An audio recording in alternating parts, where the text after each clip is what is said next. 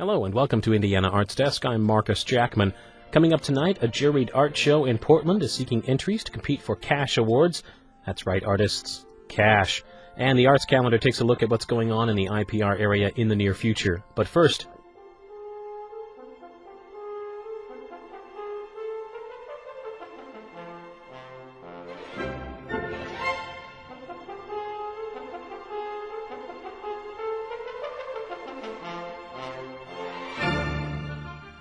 that's Richard Strauss's Till Eulenspiegel. Eulenspiegel was a real person in 14th century Germany. He was a trickster. He played pranks on the rich and satirized feudal society and became something of a folk hero.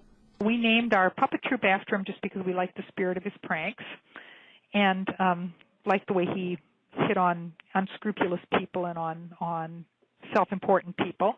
But at the time that we picked the name, we didn't realize that this was going to be a real venture that would last a long time, or we probably would have picked something a little easier to spell and a little easier to pronounce.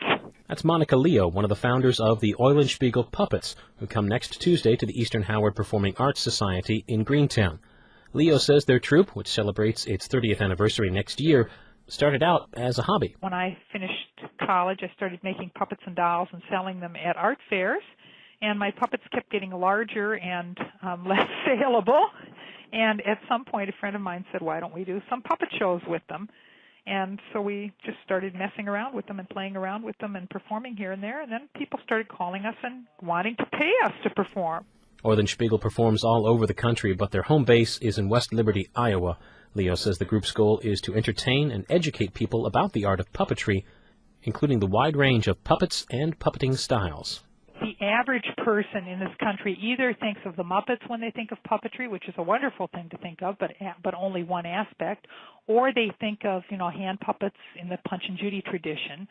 One of the things that's great about puppetry is that you can mix styles in the same show so that you can do one character one way and then sometimes even do the same character with a different style of puppet in order to make it do a different thing. One of the things that, as we get a little bit older, that we're very excited about is the fact that you can keep on playing the same roles as you get older. Eulenspiegel takes most of its programs and inspiration from stories and folk tales around the world, Leo says, and the plot and events of each one help form the basis for their entire production.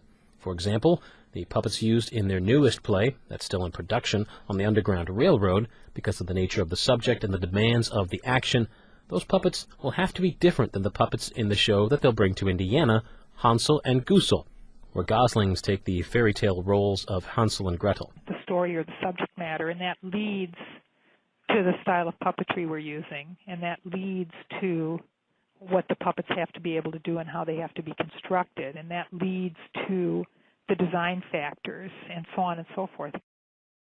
In Eulenspiegel's beginning, Leo says, they tried to keep the audience's suspension of disbelief by concealing the puppeteers in the darkest clothing behind curtains and shadow.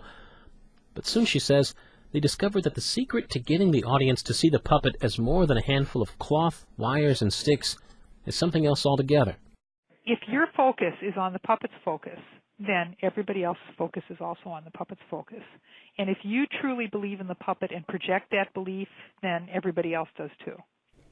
It requires a lot of focus.